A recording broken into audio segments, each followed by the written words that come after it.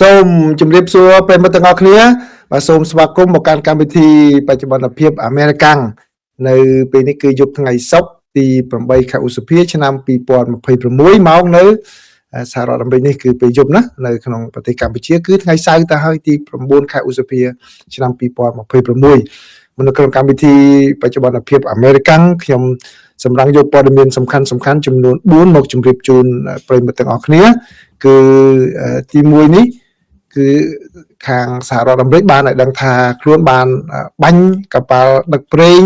របស់អ៊ីរ៉ង់ចំនួន2គ្រឿងបានធ្វើឲ្យខូចខាតហើយព័ត៌មានទី2នេះគឺ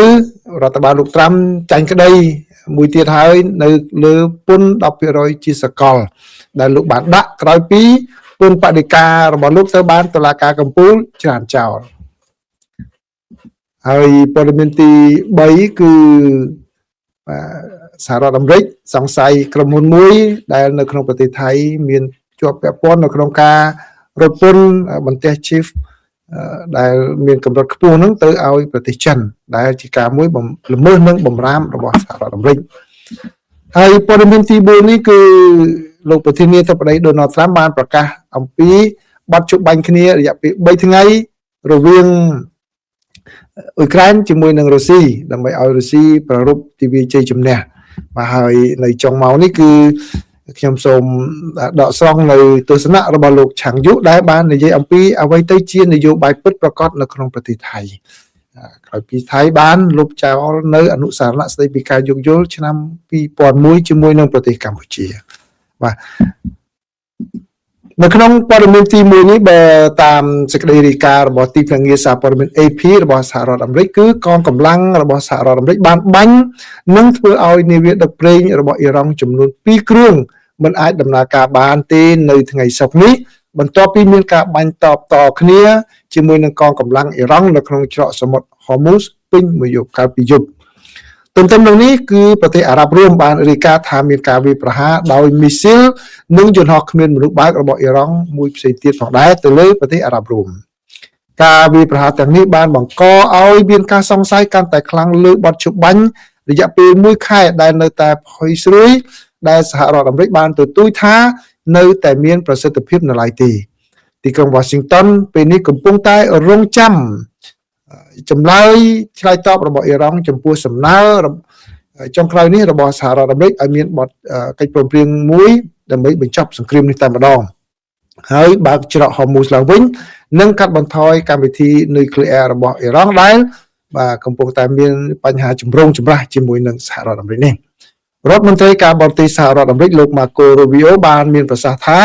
លោកសង្ឃឹមថានឹងទទួលបានការផ្ដល់ជូនការឆ្លើយតបដោយជាក់លាក់ពីអ៊ីរ៉ង់នៅថ្ងៃសុក្រនេះបាទអញ្ចឹងនៅសហរដ្ឋអាមេរិកគឺពេលយប់ទៅហើយអញ្ចឹងប្រហែលជាអាចនឹងឆ្លើយមកហើយប៉ុន្តែគេមិនទាន់បានផ្សព្វផ្សាយជាសាធារណៈទន្ទឹមនឹងនេះក្រសួងការពារជាតិអារ៉ាប់រួមបានថ្លែងថាមានមនុស្ស3នាក់បានរងរបួសបន្ទាប់ពីប្រព័ន្ធការពារដែនអាកាសបានបាញ់ទម្លាក់មីស៊ីផ្លោង2គ្រាប់និងយន្តហោះគ្មានមនុស្សបើកចំនួន3គ្រឿងដែលបាញ់មកពីអ៊ីរ៉ង់គេមិនទាន់ដឹងច្បាស់ទេថាតើមីស៊ីទាំងនោះទៅបានស្ទាក់ចាប់បានអស់ដោយជោគជ័យឬអត់នោះទេបាទអញ្ចឹងស្ថានភាពនៅតំបន់ Hormuz នេះគឺនៅតែផុយស្រួយនៅឡើយយើងនឹងដឹងការវិវត្តបន្ថែមទៀតនៅថ្ងៃស្អែកហើយបើសិនបើមានព័ត៌មានអ្វីថ្មីខ្ញុំនឹងជម្រាបជូនប្រិយមិត្តតែម្ដងពីព្រោះខ្ញុំជឿថាវាប៉ះពាល់ទៅដល់បណ្ដាប្រទេសអាស៊ីរួមទាំងប្រទេសកម្ពុជាផងដែរបាទជាពិសេសទៅលើតម្លៃប្រេងបាទដែលប៉ះពាល់ប្រជាពលរដ្ឋគ្រប់រូបបាទខ្ញុំនឹងតាមដានព័ត៌មាននេះហើយ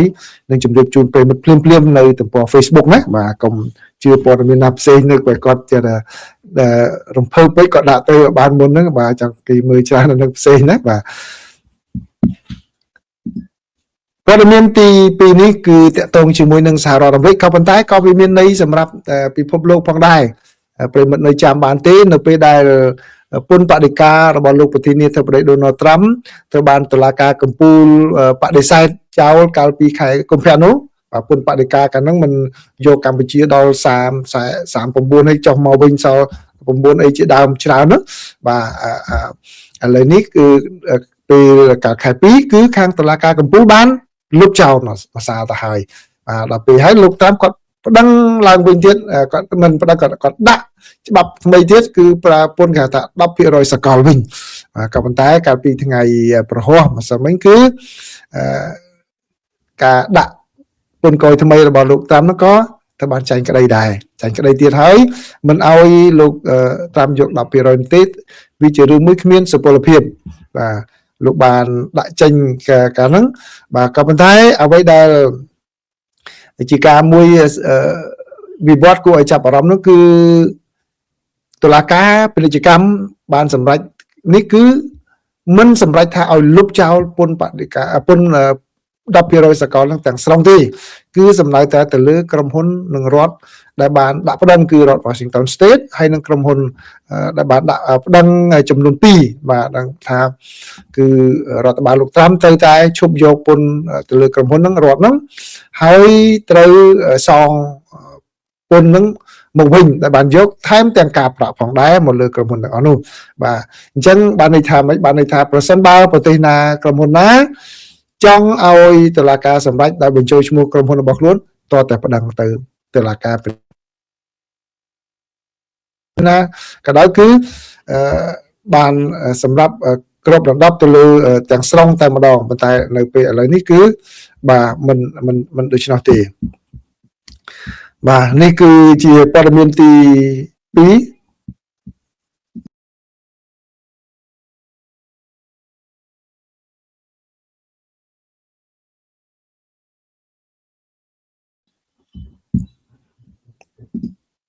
បាទរូបទី2ឥឡូវសូមបញ្ចូលរូបភាសាទៀតសិនបាទយ៉ាងម៉េចទេខ្ញុំតតរកវិធីដោះស្រាយឲ្យចេញវាទៀតហើយ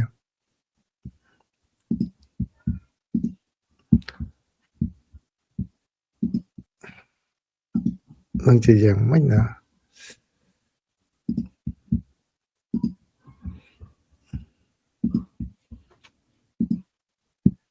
មិនដាក់រូប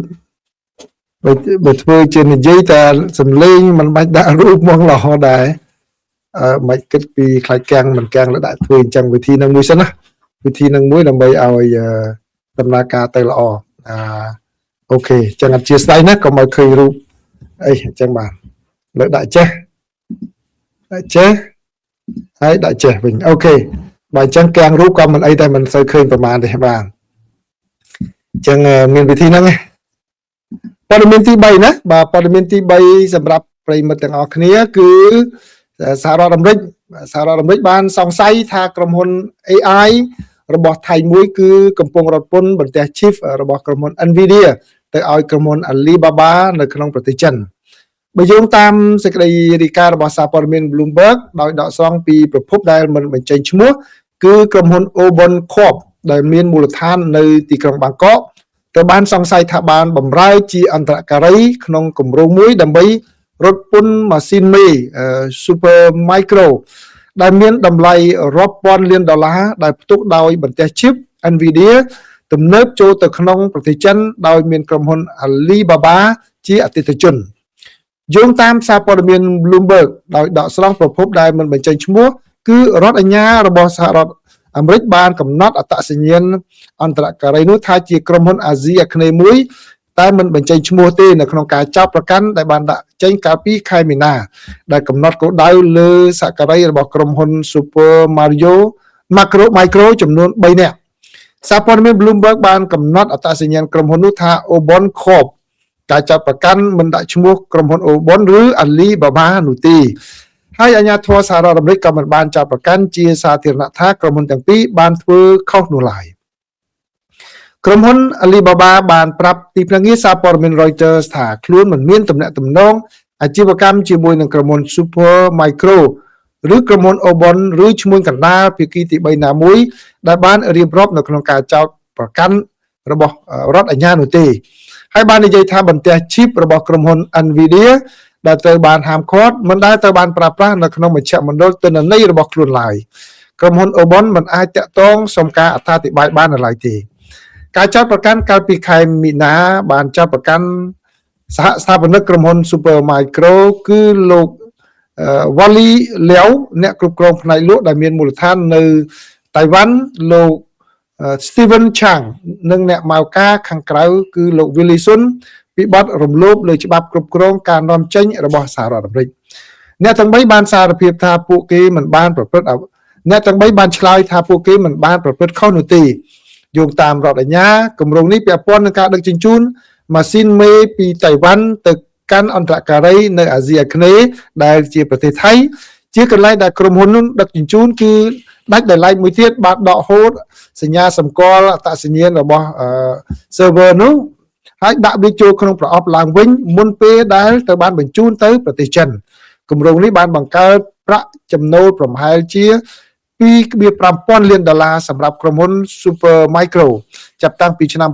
2024រួមទាំងប្រាក់ជាង$500 លានដែលបានដឹកជញ្ជូនរវាងចុងខែមេសានិង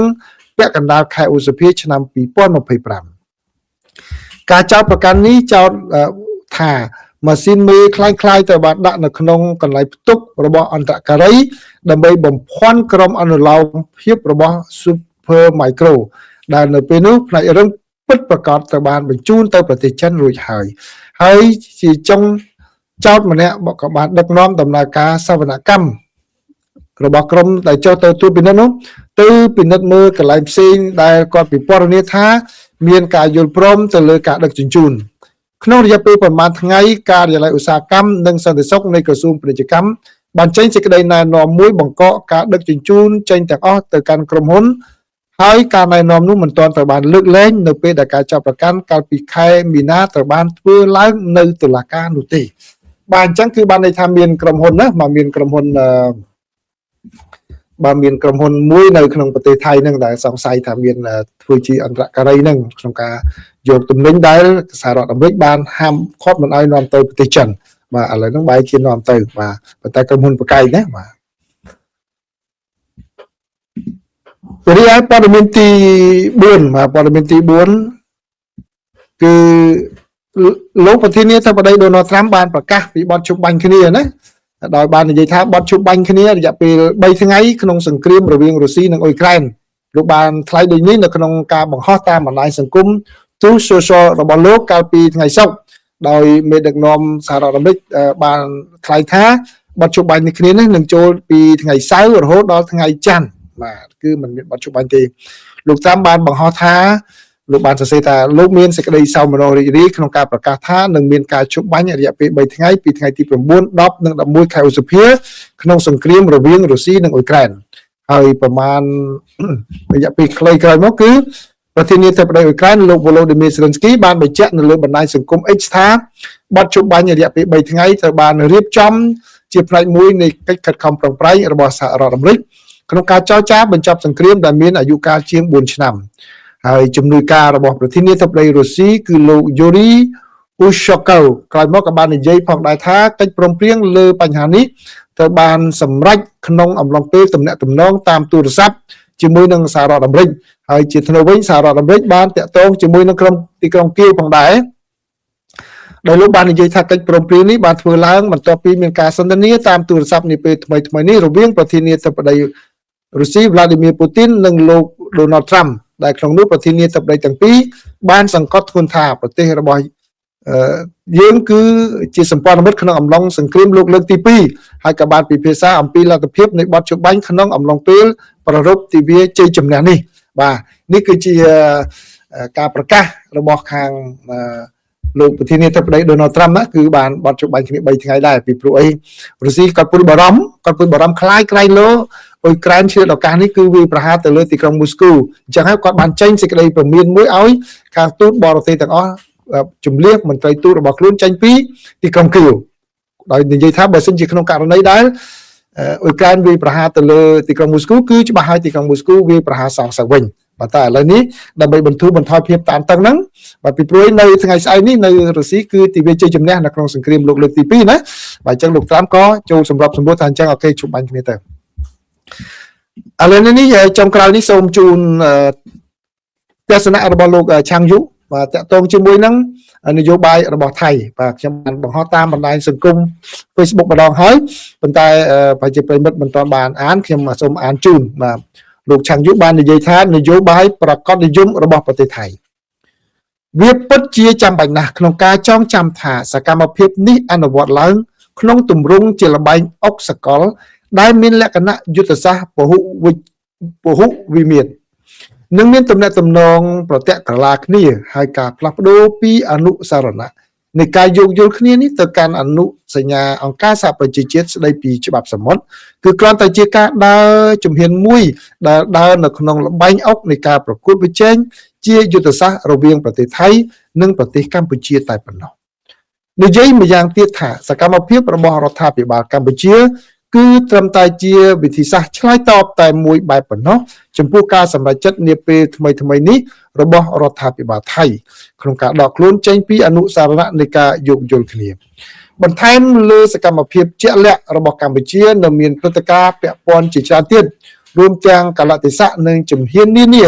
ដែលភាគីទាំងពីរបាននឹងកំពុងអនុវត្តហើយព្រឹត្តិការណ៍ទាំងនោះបង្កជាឥទ្ធិពលនិងកំពុងជំរុញឲ្យមានការប្រែប្រួលចំពោះភាគីទាំងពីរទៅវិញទៅមកជាឧទាហរណ៍ការចល័តនិងការដាក់ពង្រាយកម្លាំងយោធានៅតាមបណ្ដោយព្រំដែនព្រមទាំងការត្រៀមលក្ខណៈរួចជាស្រេចនៃកងកម្លាំងយោធាជាដើមសុទ្ធសឹងជាសកម្មភាពដែលជះឥទ្ធិពលដល់ទំនាក់ទំនងនៃប្រទេសទាំងពីរក្រៅពីការធ្វើសកម្មភាពឬការឆ្លើយតបទៅនឹងភាគីម្ខាងទៀតជួនកាលការសម្រេចចិត្តផ្សេងទៅបានធ្វើឡើងដើម្បីដោះស្រាយឬឆ្លើយតបទៅនឹងបញ្ហាផ្ទៃក្នុងឬផលប្រយោជន៍ជាតិរៀងៗខ្លួននេះគឺជាជំរឿនមួយដែលអាចយកមកពិចារណាបានថាសកម្មភាពរបស់រដ្ឋាភិបាលថៃពាក់ព័ន្ធនឹងអនុសារណៈនៃការយោគយល់គ្នានេះអាចមានមូលហេតុចម្បងមកពីចង់បម្រើផលប្រយោជន៍ដល់ក្រុមអិសរាជជនជាន់ខ្ពស់របស់ថៃជាងកលៈទេសៈដែលពាក់ព័ន្ធនឹងកម្ពុជាករណីនេះទំនងជាអាចកើតមានឬប្រហែលជាបង្ហាញចេញយ៉ាងពិតជាក់ស្ដែងតែម្ដងតាមរយៈការឈ្លានពានដោយប្រើប្រាស់កម្លាំងយោធារបស់ប្រទេសថៃមកលើដែនអធិបតេយ្យភាពរបស់កម្ពុជាក្នុងអំឡុងពេលជិតខិតមកដល់នៃការបោះឆ្នោតថ្នាក់ជាតិរបស់ថៃនាពេលកន្លងទៅនៅពេលដែលយើងឈប់ផ្ដោតការពិនិត្យមើលតែលើសកម្មភាពរបស់រដ្ឋាភិបាលថៃដាច់ដោយឡែកពីអ្វីផ្សេងទៀតដែលកំពុងកើតឡើងហើយចាប់ផ្ដើមស្វែងយល់ថាសកម្មភាពទាំងនោះមានទំនាក់ទំនងនិងមានលក្ខណៈប្រតិក្រឡាគ្នានិងជាផ្នែកមួយនៃដំណើររឿងដ៏ទូលំទូលាយឬក៏អាចជាយុទ្ធសាស្ត្រដ៏ធំមួយពោលគឺជាយុទ្ធសាស្ត្រក្តោបលើរាល់យុទ្ធសាស្ត្រឬយុទ្ធសាស្ត្រប្រឌិតសាច់រឿងរបស់ប្រទេសថៃបាទដូច្នេះគឺ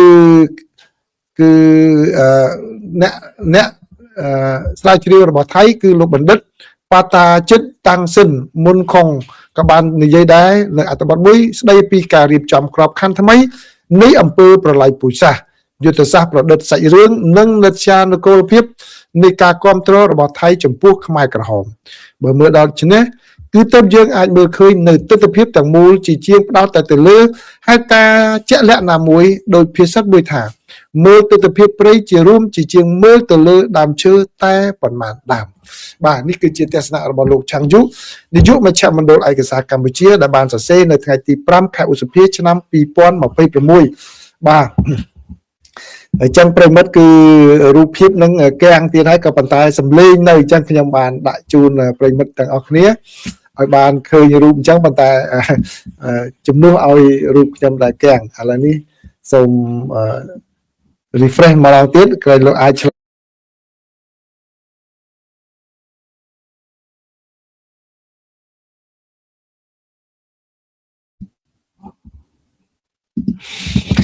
បាទសូមអរគុណថ្ងៃនេះប្រហែលថ្ងៃនេះគឺមិនជាដោយសារមូលហេតុអ្វីចាំមើលខ្ញុំពិនិត្យមើលបញ្ហាហ្នឹងណាបាទ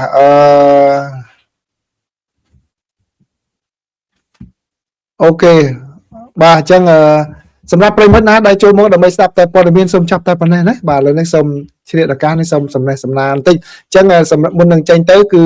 ថ្ងៃស្អែកអត់មានទេណាអត់មានទេកម្មវិធីផ្សាយផ្ទាល់នេះដោយសារខ្ញុំជាប់រវល់ផ្ទាល់ខ្លួនអញ្ចឹងអត់បានទេណាបាទប៉ុន្តែខ្ញុំនឹងបង្ហោះខ្លះតាមបណ្ដាញសង្គម Facebook ហើយខ្ញុំអាចនឹងធ្វើ clip អីមួយបើសិនជាមានពេលទំនេរបាទឥឡូវនេះសូមសួរទទួលសំណួរមួយពីមើលនរណាគេបាទសុំសុកច័ន្ទ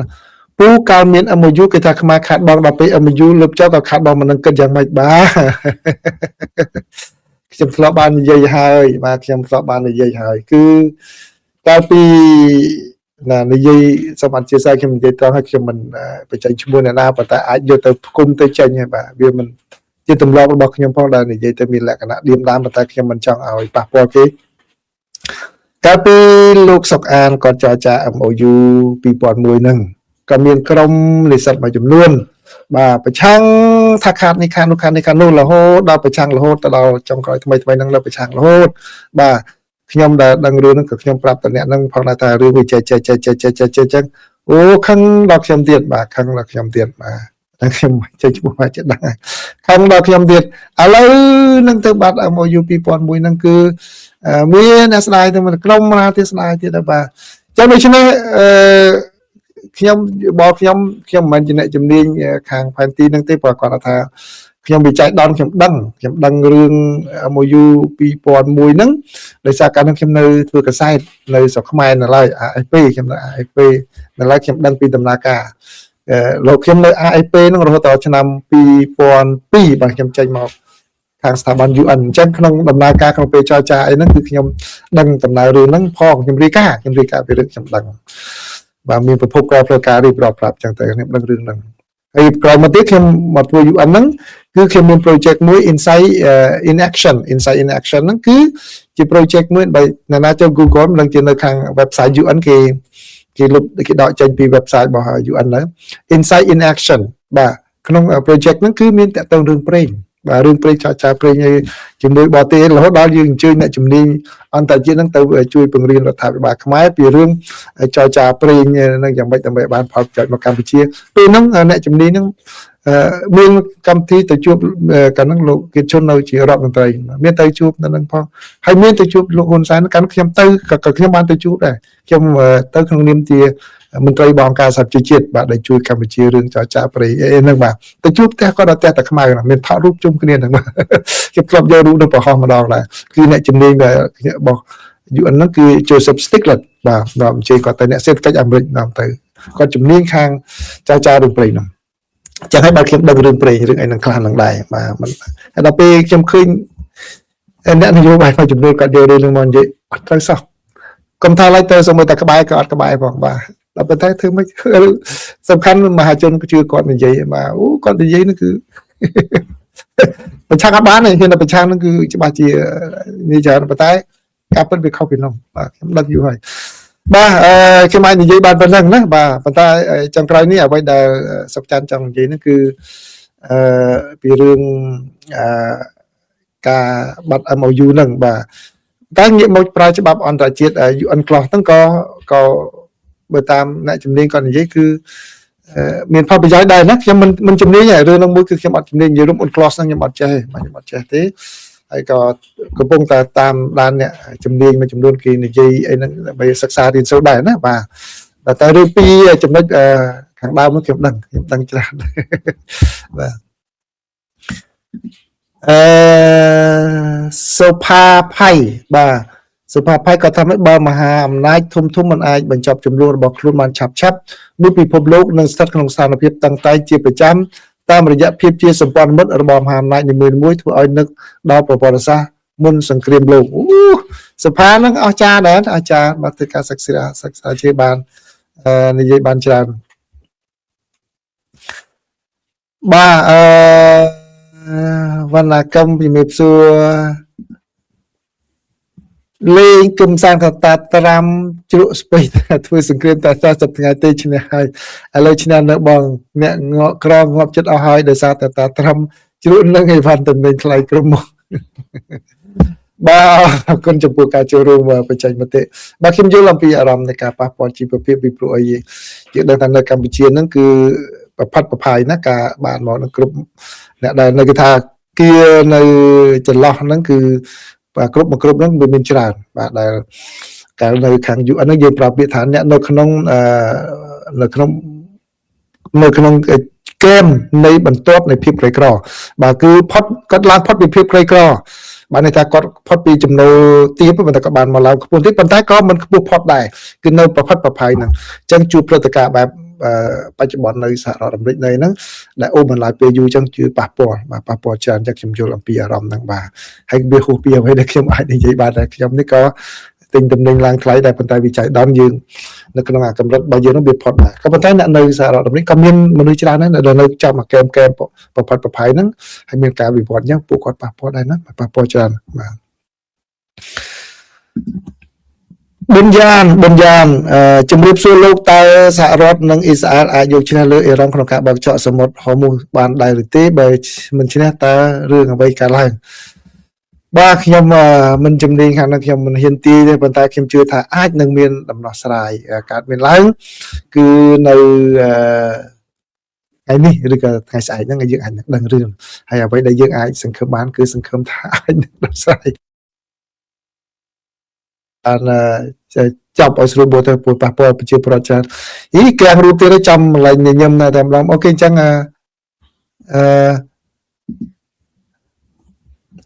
សារឹមហឹមសួស្ដីសេងតើពាក្យ GOP មានន័យថាម៉េចខ្ញុំធ្លាប់ឃើញលើកញ្ចក់ទូរទស្សន៍ CNN GOP ណាអាមេរិកGOP ណាអាមេរិកមានថា Grand Old Party ពាក្យពេញវា Grand Old Party គឺសំដៅទៅលើគណៈបកសាធារណរដ្ឋបាទឈ្មោះដើមគឺគេ Grand Old Party ហ្នឹងបាទអញ្ចឹងគឺគណៈបកសាធារណរដ្ឋនិយាយសាមញ្ញបាទពាក្យកាត់គេនិយាយពាក្យGOP គេអត់និយាយពាក្យ rap ទេ rap ហ្នឹងគឺសំដៅទៅលើមើល refresh មួយឲ្យឃើញរូបញញឹមទី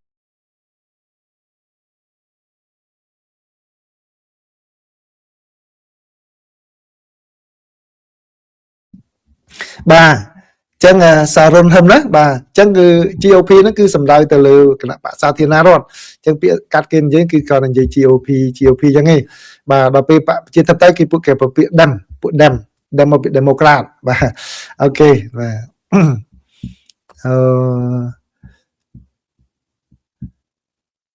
អូខេណាគេទៅលើទៀតសុផា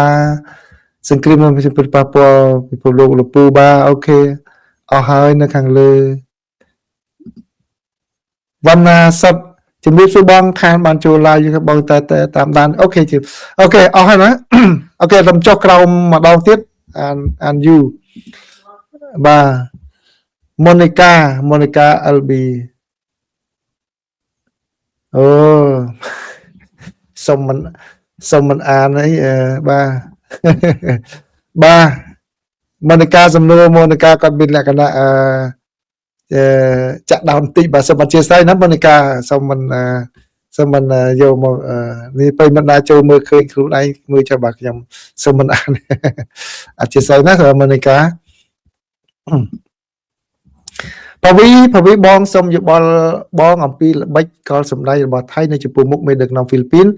តែនិយាយខាងក្រោយគាត់និយាយថាកគុតជារបស់ថៃបាទអញ្ចឹងទុកឲ្យខាងថៃគេនិយាយរួមគឺយើងមានការចរចាយើងមានផែនទីមានអីមានឯកសារអី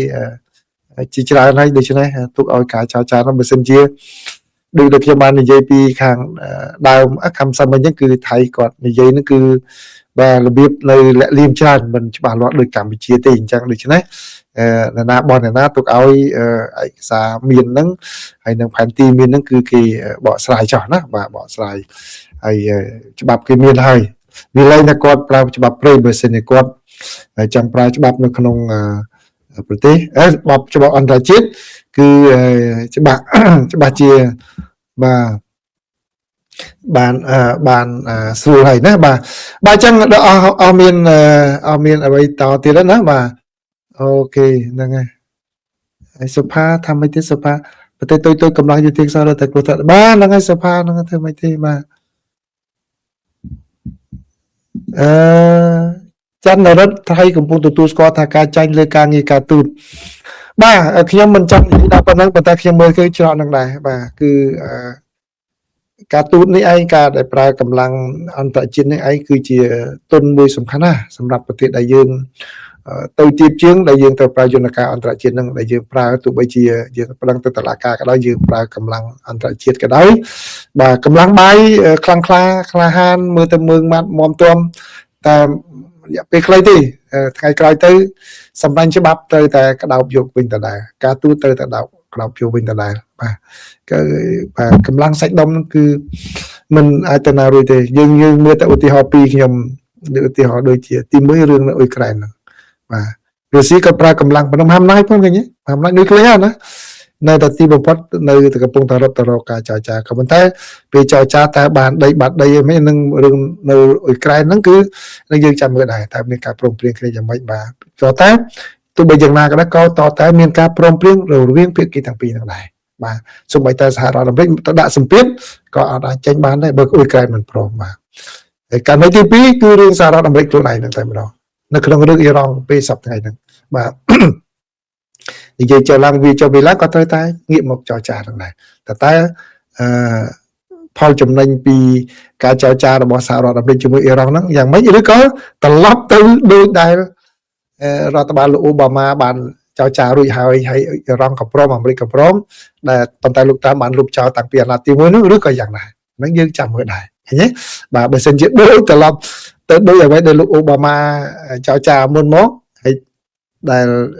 ប្រពន្ធមួយចំនួនបាននិយាយថាកំពុងទៅរកច្រកហ្នឹងនឹងច្បាស់ជាអាចជាប់ដានចាស់បានន័យថាមិនឈ្នះអ្វីពីការធ្វើប្រដាប់ប្រពន្ធនឹងទេបែរជាមកឈ្នះនៅលើការទូតវិញក៏ប៉ុន្តែបើសិនជាសហរដ្ឋអាមេរិកពិតជាអាចទាញយកជាតិអ៊ុយរ៉ាញ៉ូមអីរបស់អ៊ីរ៉ង់ចម្រាញ់ហ្នឹងមកដោយដែលលោកប្រធានាធិបតីបាននិយាយថាអាមេរិកយកមកទុកពេញហើយអាហ្នឹងវាជាជោគជ័យមួយដែរបើទោះបីជាលោកងាកមកប្រើផ្នែកខ្លះនៃការចរចារបស់លោកអូបាម៉ាគឺមានន័យថាការដោះលែងជំនួយដោះលែងអីចឹងណាការបញ្ចេញប្រាក់អីវិញបាទដូច្នេះអាហ្នឹងវាអាចនឹងមានសម្បទានគ្នាទៅវិញទៅមកក៏ប៉ុន្តែទីបំផុតក៏នៅតែដែលខ្ញុំចង់យកមកធ្វើជាអំណះអំណាងហ្នឹងគឺនៅតែជាព័ត៌មានជាការប្រកាសទូតដដែលទេបាទអញ្ចឹងមាននរណាគេកំសាន្តសួនបាទកំសាន្តសួនមកបាទជាអត់បានចូលម្សិលមិញហើយបាទបានចូលម្សិលមិញព័ត៌មានគេផ្សាយថាអ៊ីរ៉ង់បាញ់លិចនាវាពិឃាតអាមេរិក3គ្រឿងតើមែនទេអូនបាទមែនតាមប្រភពព័ត៌មានរបស់អ៊ីរ៉ង់ប៉ុន្តែអាមេរិកគាត់ថាអត់មានទេបាទអត់មានទេណាបាទអញ្ចឹងអ៊ីរ៉ង់គាត់បាននិយាយម្សិលមិញគាត់ថាអូបាញ់លិចហើយប៉ុន្តែអាមេរិកថាអត់មានទេបាទឥឡូវមានយើងគិតតែប៉ុណ្ណេះបាទយើងមកដល់ពេលនេះណាមកដល់ពេលនេះហើយបើសិនជាបានខ្ទេចនាវាអាមេរិកតែមួយគ្រឿងបើជាមួយថ្ងៃនេះមិនមែនជារឿងមួយដែលនៅឃើញការមិនប្រយុទ្ធគ្នាទេច្បាស់ជាជុំនៅហ្នឹងហើយដូច្នេះអញ្ចឹងដូចដែលខ្ញុំបាននិយាយអញ្ចឹងគឺព័ត៌មានបែបហ្នឹងគឺយើងអត់ដឹងទេនៅក្នុងកន្លែងសមរភូមិនេះគឺមានតែភាគីទាំងពីរនឹងដឹងទេបាទក៏ប៉ុន្តែនៅពេលក្រោយមកបានយើងអាចដឹងបានអញ្ចឹងយើងវិភាគតាមហ្នឹងឆេះលិចនាវាអាមេរិកតែមួយនេះគឺច្បាស់ជាឆេះរងណាស់កំថាឡើងដល់ទៅ3គ្រឿងឃើញទេដូច្នេះយើងអាចពិចារណាតាមផ្អែកទៅលើសូចនាករនឹងបានថាតើអានេះគេថា connect the dots នឹងតើវាទៅជាយ៉ាងណាទៅវិញបាទអញ្ចឹងអរគុណច្រើនណាអរគុណច្រើនប្រិមិត្តបាទឥឡូវមកនិយាយគ្នាគឺបែរជារូបមិនកាំងបាទអញ្ចឹងអរគុណច្រើនសូមជម្រាបលាអញ្ចឹងស្អែកអត់បានជួបគ្នាទេស្អែកអត់បានជួបគ្នាទេណាគឺខ្ញុំជាប់រវល់បាទសូមជម្រាបលា